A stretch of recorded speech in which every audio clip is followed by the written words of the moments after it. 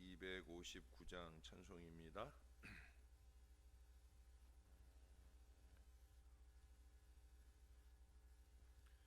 예수 십자가에 흘린 피로써 그대는 씻기어 있는가?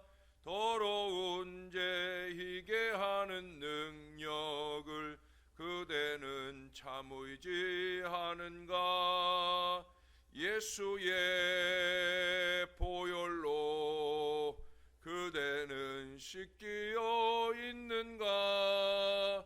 마음속에 여러 가지 죄악이 깨끗이 씻기어 있는가?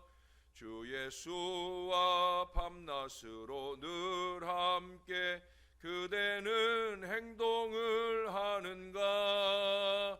아무 때나 어디서나 그대는 십자가 붙들고 있는가? 예수의 보혈로 그대는 씻기어 있는가? 마음속에 여러 가지 죄악이 깨끗이 씻기어 있는가? 주님 예수 다시 올 때 그대는 영접할 예복이 있는가? 그대 몸은 거룩한 곳 천국에 들어갈 준비가 됐는가? 예수의 보혈로 그대는 씻기어 있는가? 마음속에 여러 가지 죄악이 깨끗이 씻기어 있는가? 모든 죄에 더러워진 예복을 주 앞에 지금 다 벗어서 샘물같이 솟아나는 보혈로 눈보다 더 이게 씻으라. 예수의 보혈로 그대는 씻기어 있는가? 마음속에 여러 가지 죄악이 깨끗이 씻기어 있는가? 아멘. 그 다음 찬송 한 장 더 합니다. 260장 찬송입니다. 우리를 죄에서 구하시려 주 예수 십자가 지셨으니 기쁘게 부르세 할렐루야. 나 구원 얻었네. 찬송하세 찬송하세. 주님 나를 구하셨네. 찬송하세 찬송하세. 주가 구원하셨네. 우리를 주께서 구했으니 이전에 행하던 악한 일과 추하고 더러운 모든 죄를 온전히 버렸네. 찬송하세 찬송하세. 주님 나를 구하셨네. 찬송하세 찬송하세. 주가 구원하셨네. 나 지금 죄에서 사함받아 거룩한 백성이 되었으니 이 육신 장막을 벗을 때도 겁날 것 없겠네. 찬송하세 찬송하세. 주님 나를 구하셨네. 찬송하세 찬송하세. 주가 구원하셨네. 우리가 이 세상 떠날 때에 예수의 손목을 굳게 잡고 영원히 즐거운 천국에서 주 함께 살겠네. 아멘. 찬송하세, 찬송하세. 주님 나를 구하셨네. 찬송하세, 찬송하세. 주가 구원하셨네. 찬송하세, 찬송하세. 주님 나를 구하셨네. 찬송하세, 찬송하세. 주가 구원하셨네. 아멘. 기도하겠습니다. 좋으신 아버지, 아버지의 크신 은혜를 참으로 감사드립니다. 우리 주님의 은혜 때문에 우리가 삽니다. 아니, 주님의 은혜 때문에 우리가 죄사함을 얻고 이 큰 구원을 얻었습니다.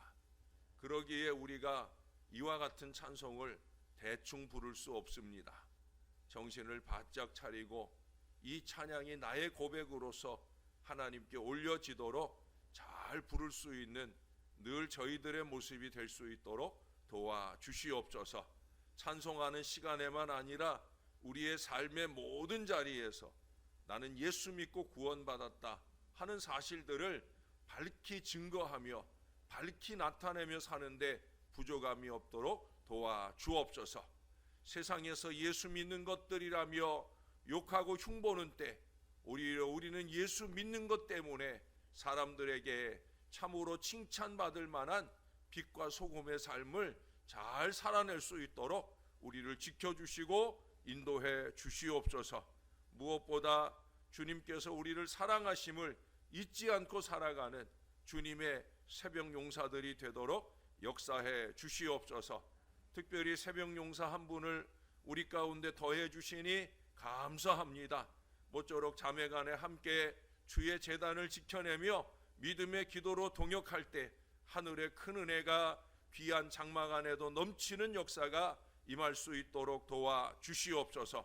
오늘도 감사의 예물로 주님 앞에 영광 돌리는 무명의 손길이 있습니다. 기억하시고 축복하시며 하늘의 은혜로 더딥혀 주시옵소서. 감사를 드립니다. 예수님 이름으로 기도합니다. 아멘. 예, 하나님 말씀 보겠습니다. 오늘은 마태복음 9장의 말씀입니다. 마태복음 9장 1절에서 오늘 13절까지 말씀입니다. 제9장. 예수께서 배에 오르사 건너가 본 동네에 이르시니 침상에 누운 중풍병자를 사람들이 데리고 오거늘 예수께서 그들의 믿음을 보시고 중풍병자에게 작은 자야, 안심하라. 내 죄사함을 받았느니라. 어떤 서기관들이 속으로 이르되 이 사람이 신성을 모독하도다. 예수께서 그 생각을 아시고 이르시되 너희가 어찌하여 마음에 악한 생각을 하느냐. 내 죄사함을 받았느니라 하는 말과 일어나 걸어가라 하는 말 중에 어느 것이 쉽겠느냐. 그러나 인자가 세상에서 죄를 사하는 권능이 있는 줄을 너희로 알게 하려 하노라 하시고 중풍병자에게 말씀하시되 일어나 네 침상을 가지고 집으로 가라. 그가 일어나 집으로 돌아가거늘 무리가 보고 두려워하며 이런 권능을 사람에게 주신 하나님께 영광을 돌리니라. 예수께서 그곳을 떠나 지나가시다가 마태라 하는 사람이 세관에 앉아 있는 것을 보시고 나를 따르라 하시니 일어나 따르니라. 예수께서 마태의 집에서 앉아 음식을 잡수실 때 많은 세리와 죄인들이 와서 예수와 그의 제자들과 함께 앉았더니 바리새인들이 보고 그의 제자들에게 어찌하여 너희 선생은 세리와 죄인들과 함께 잡수시느냐? 예수께서 들으시고 이르시되 건강한 자에게는 의사가 쓸데없고 병든 자에게라야 쓸데있느니라. 너희는 가서 내가 긍휼을 원하고 제사를 원하지 아니하노라 하신 뜻이 무엇인지 배우라. 나는 의인을 부르러 온 것이 아니요 죄인을 부르러 왔노라. 아멘. 믿음이 기적을 낳은 신뢰는 허다합니다. 그 중에서도 예수님의 믿은 대로 될지어다 하는 이 증거를 통해서 얼마나 많은 사람들이 믿음의 기적을 일으켰는지 모릅니다. 어느 신유의 은사를 받으신 목사님의 부흥 집회에 한 안진뱅이가 교회 현관 앞에 앉아서 목사님을 기다리고 있었습니다. 그 안진뱅이는 며칠 전부터 기도를 열심히 하는 중에 근본 집회를 통해 자신의 병이 치유될 것을 확신하고, 그래서 가족들의 만류도 뿌리치고 혼자서 그 자리에 온 것이었습니다. 그리고 결국 그 안진뱅이는 믿음대로 걸을 수가 있었습니다. 목사님의 은사보다 더 중요한 것은 바로 그의 믿음입니다.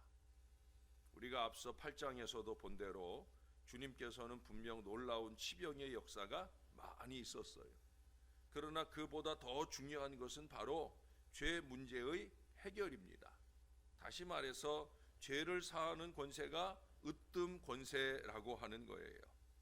이미 예수님께서 처음 치료의 역사로 나타내신 일, 기적의 역사로 나타내신 일이 8장 처음에 그 나병 환자를 치유하신 얘기였어요.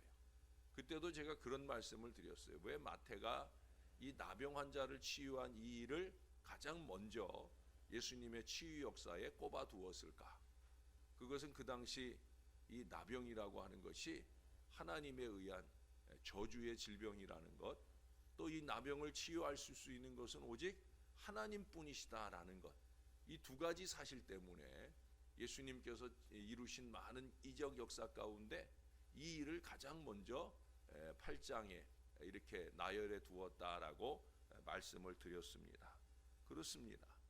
하나님이 하시는 것, 그것을 예수님이 하신다라는 것을 통해 예수님이 하나님이시다, 이것을 말하는 것이 중요하다라는 거예요.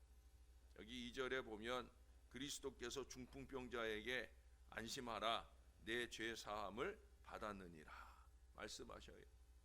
이 말씀이 병자에게는 최고의 강심제, 치료제입니다. 우리는 그들이 그리스도께 무슨 말을 했다는 걸 결코 보지 못했어요. 그들은 그 병자를 그리스도 앞에 그저 놓았을 뿐입니다. 다른 말씀에 보면 지붕을 뜯고 그리고 그 달아내려서 예수님 앞에 이 중풍병자를 달아내렸다라고 그렇게 말합니다.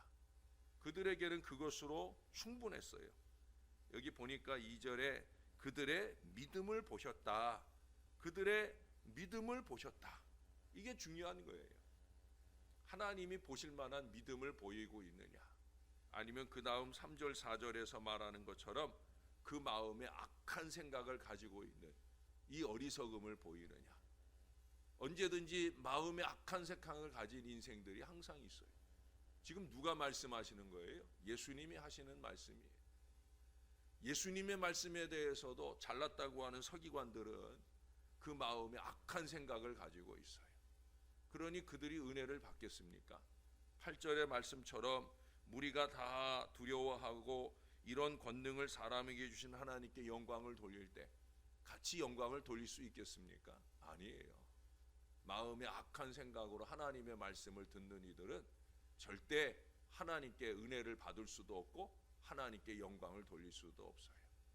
여러분, 악한 마음이 틈타지 않도록 여기 예수님 말씀하는 것처럼 믿음을 보시고 은혜를 주실 만하고, 믿음을 보시고 죄사하 주실 만하고, 믿음을 보시고 하늘의 축복을 누릴 수 있도록 하시는 믿음의 마음들이 저와 여러분 안에 있어야 된다는 거예요. 불행하게도 죄와 마찬가지로 부르짖으며 자비도 공의에 못지않게 그 부르짖음을 빨리 경청한다는 사실을 우리가 잊지 말아야 된다는 거예요. 믿음을 본다는 것. 사랑하는 여러분, 우리도 우리 자신과 우리의 친구들을 그리스도께 우리 주님의 동정의 대상들로 내놓는 것이 결코 헛되지 않는다는 사실을 기억하고 새벽 아침 주님께 와서 기도할 때마다 믿음으로 이 일을 내놓는 일에 결코 소홀함이 없어야 됩니다. 예수께서 중풍병자에게 하신 말씀 속에는 은혜로운 격려가 있어요. 안심하라, 안심하라. 필시 그 가련한 사람은 아주 무례하게 주 앞에 데려와진 것에 대해서 책망받을 것을 염려하고 있었을지도 몰라요. 그렇잖아요. 그가 오랜 동안 누워있던 그 병상이었으니까 얼마나 그 병상이 남루했겠어요. 사람들 많은 가운데 감히 예수님 앞에 그 남루한 모습으로 놓여졌을 때 그는 많이 부끄럽고 죄스럽고 안타까운 마음이었을 거예요. 그래서 예수님께서 격식을 차리시지 않고 그에게 안심하라 말씀하셔요. 이와 같은 격려를 할 만한 충분한 이유가 있는 겁니다.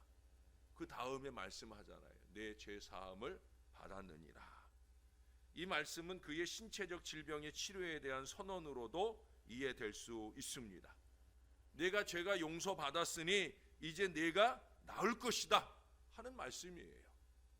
만일 우리가 질병으로부터의 치유에 대한 위로와 더불어 하나님과의 화해에 대한 위로를 받는다면 이는 실로 이사야 38장 17절에 히스기야에게서와 같이 우리에게도 하나님의 큰 자비가 임하게 되는 거예요. 우리의 육신의 질병이 치유받는 것보다 더 우선하여 내 죄사함을 받았다, 내 죄사함을 받았다 하는 이 말씀은 그가 고침을 받든지 못 받든지 간에 안심하라 하는 명령의 이유로서 주어졌음을 알게 됩니다.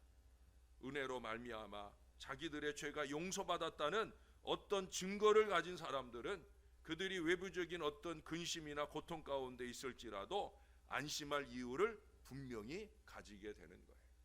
사랑하는 여러분, 안심하시기 바라요. 주님이 저와 여러분의 죄를 용서해 주셨습니다. 이 확신이 중요한 거예요. 용서받은 이 확신을 가지고 주님 앞에 매달리는 게 중요한 거예요. 죄가 용서받았다라고 하는 것은 어떤 증거를 가진 사람들은 그들이 외부적인 어떤 근심이나 고통 가운데 있을지라도 분명히 안심할 이유를 갖는다라고 말씀드린 것은 이 죄사함의 말씀으로부터 두 가지를 주님이 우리에게 강조해 들려주시기 때문이에요. 첫째는 예수께서 은혜의 나라에서 어떻게 그의 권위를 발휘하시는가를 보여주십니다. 여기 6절에 보니까 예수님은 중보자이신 인자가 세상에서 죄를 사하는 이 권능, 권세가 있는 것을 입증하려고 하셨음을 말씀하고 있어요. 죄를 사하는 권세가 우리들의 뼈 중에 뼈이신 인자의 손에 맡겨져 있다. 이 사실이 회개하는 불쌍한 죄인들에게는 얼마나 큰 격려가 되겠습니까?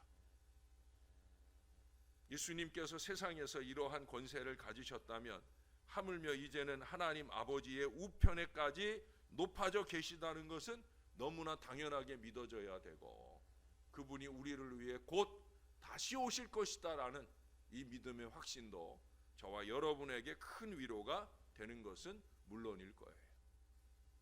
두 번째로는 예수님께서 이 자연 세상에서 여기 오늘 1절에서도 보면 건너가 본 동네에 이르시니 그랬어요. 이 본 동네라고 하는 것은 유대 땅을 말할 수도 있는 거예요.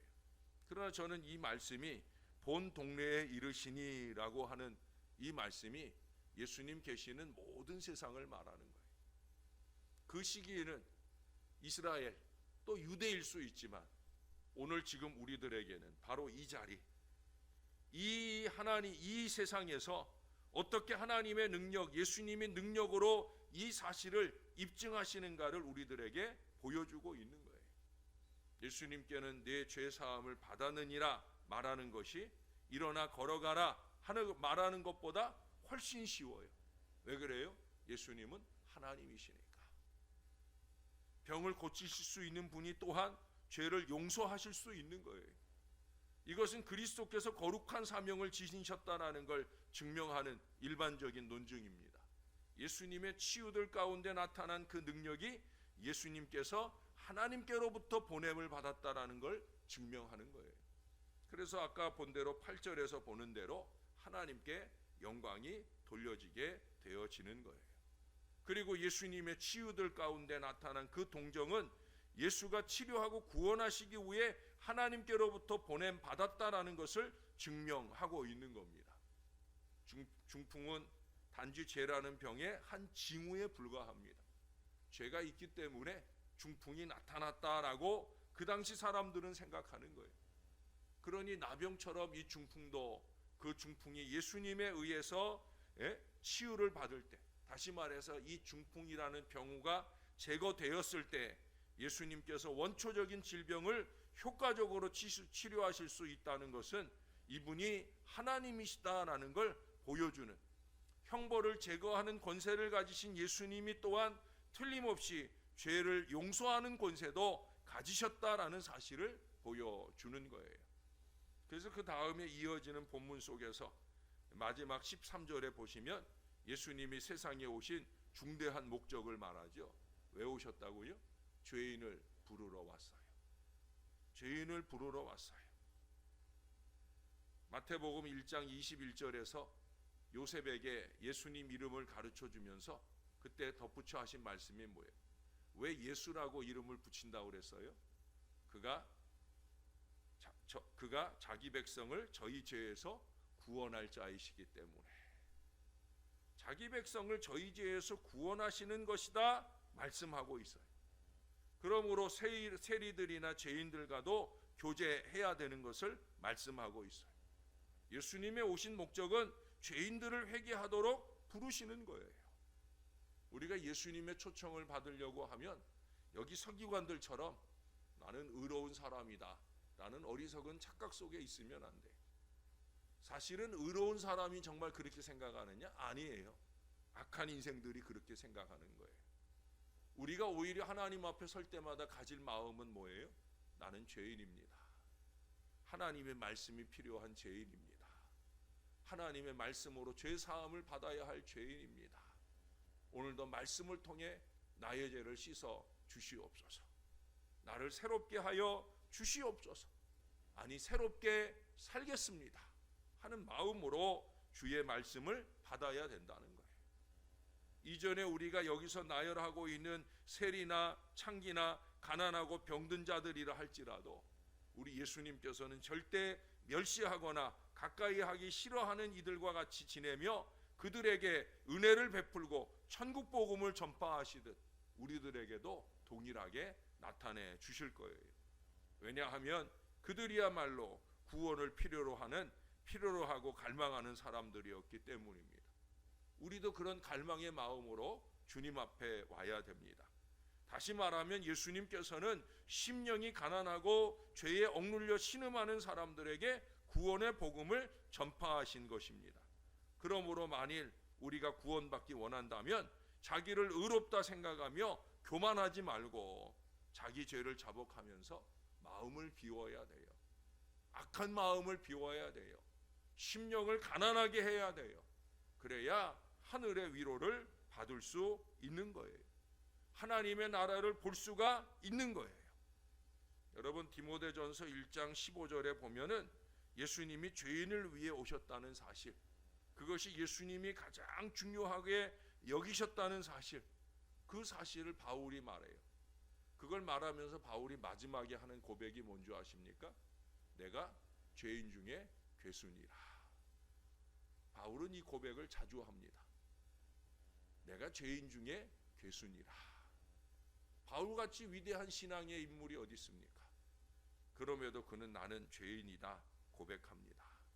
주님이 필요하다는 거예요. 언제나 저와 여러분이 이 겸손한 마음을 놓치지 말아야 합니다. 뿐만 아니라 함께 죄인으로 주님 앞에 있는 다른 이들을 멸시하거나 무시하는 어리석음을 범해서는 안 되는 거예요. 여러분, 병원에 환자들이 오잖아요. 여기저기 상처를 입고 와서 치료받기를 원해요. 그들의 곰겨진 상처로 인해 신음소리와 악취가 나는 그런 곳이 병원입니다.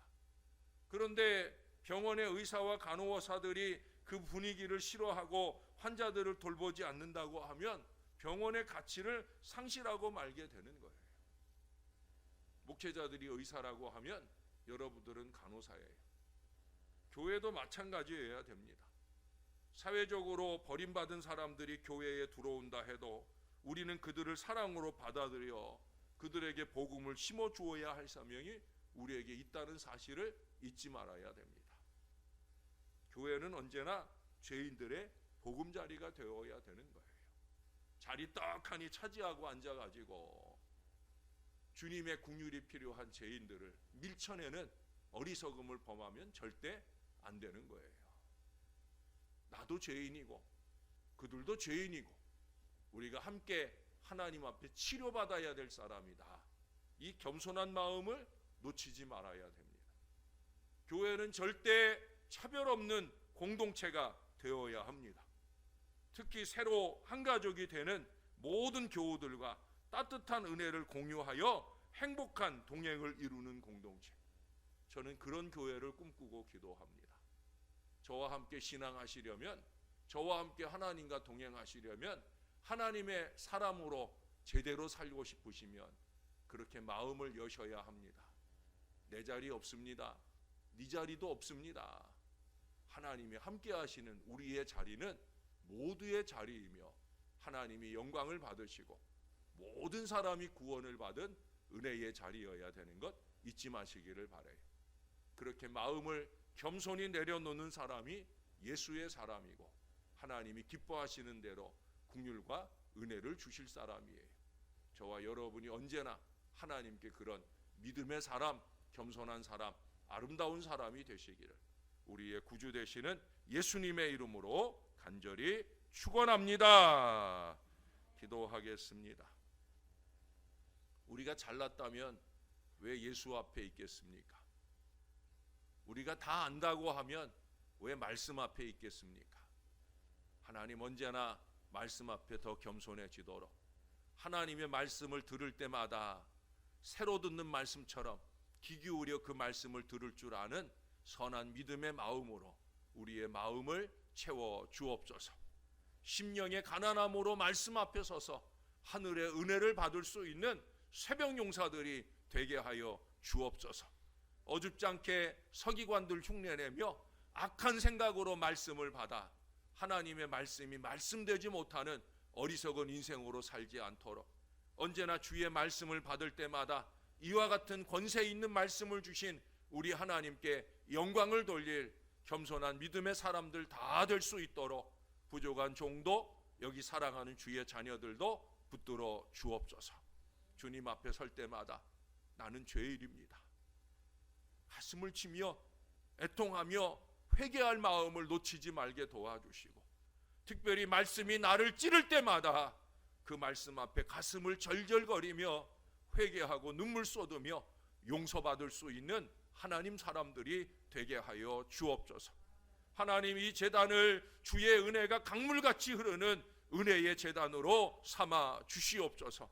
수많은 죄인들 환우들이 이 주의 존전에 올 때마다 우리가 그들을 반겨맞게 도와주시고 예수의 이름, 예수의 능력, 예수의 사랑, 예수의 긍휼이 그들 가운데 더해질 수 있는 아름다운 도구로 우리들 모두가 쓰임받게 도와주시옵소서.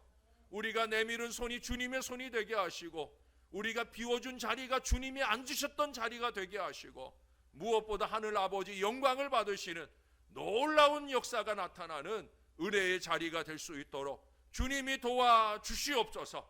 새 가족이 왔다가 열 길로 도망가는 곳이 되지 말게 하시고 새 가족이 왔다가 믿음의 뿌리를 내리고 은혜의 미래를 함께 열어가며 천국길을 함께 갈 수 있는 행복한 동행이 이루어지는 은혜로운 교회가 꼭 되도록 역사를 더하여 주시옵소서.